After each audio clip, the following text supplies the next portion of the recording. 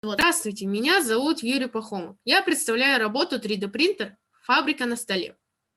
Объектом моего исследования является технология 3D-печати или аддитивная технология. Актуальность темы заключается в том, что 3D-печать – одна из ключевых технологий индустрии 4.0 или четвертой промышленной революции. Индустрия 4.0 в корне меняет мир, в котором мы будем жить. И нам надо знать, что нас ждет в будущем, чтобы соответствовать этому новому миру.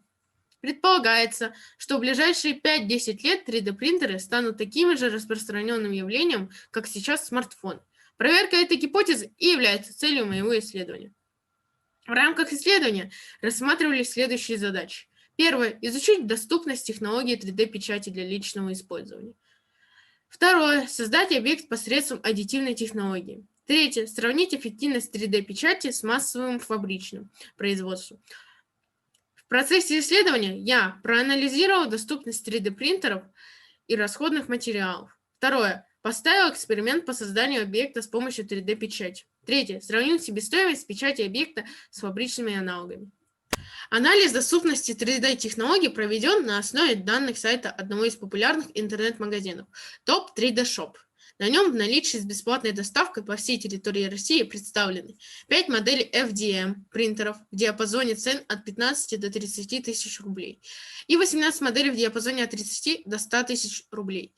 Современный бюджетный смартфон стоит от 10 до 30 тысяч рублей, а цена смартфона Apple iPhone 12 достигает 100 тысяч рублей. Из этого следует, что 3D-принтер с технологией FDM уже сейчас можно приобрести для личного использования. Стоимость килограммовой катушки термопластика 1443 рубля. Конечно, для массового коммерческого производства это дорого, но для разового изготовления уникальных объектов вполне приемлемо. Экспериментальное производство 3D-объекта производилось в 6 этапов. На первом этапе я разрабатывал техническое задание и выбрал объект эксперимента. При этом учитывались такие факторы, как простая форма, отсутствие подвижных элементов, ограниченные размеры, материал, потребительские свойства, наличие аналогов на рынке. В итоге, в качестве объекта для эксперимента я выбрал держатель для планшета. Второй этап – это инженерное проектирование. Он представлен на слайде. В его рамках я провел исследование эргономики моего рабочего стола, расчет параметров объекта и выполнил его технический чертеж в онлайн-программе Modellier CAD. На третьем этапе я создал 3D-модель в программе SketchUp, которая отличается простым и дружественным интерфейсом и легка для освоения моим сверстникам. На четвертом этапе полученную 3D-модель импортировалась в Sercura, где она нарезается на 2D-слои и выводится в виде G-кода. Это список команд для 3D-принтера. Пятый этап – это непосредственная печать на 3D-принтере, которая длилась непрерывно 12,5 часов. За помощь с распечаткой я благодарен моему наставнику High-Tech Quantum Максиму Алексеевичу Савину. Шестой этап. Исследование, полученного в ходе эксперимента объекта, показал, что держатель для планшета полностью соответствует проекту и обладает всеми необходимыми потребительскими свойствами.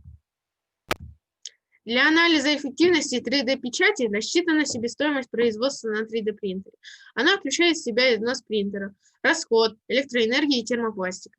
Себестоимость изготовления держателей для планшета составила 98 рублей 64 копейки. При этом 2/3 расходов – это стоимость термопластика. Стоимость держателей фабричного производства определена по цене аналогов на AliExpress и составила 25 рублей.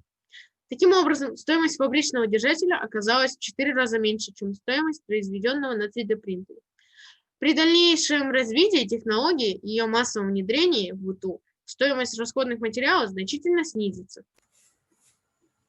Как показала проведенная работа, 3D-принтеры уже сейчас доступны для личного использования. Технологии 3D-моделирования и печати достаточно просты для освоения детьми среднего школьного возраста. Себестоимость производства дороже, но с учетом преимуществ технологий в кастомизации и вариативности уже может соперничать с фабричным производством. На сегодня массовое использование 3D-принтеров сдерживается ограниченностью возможностей технологии.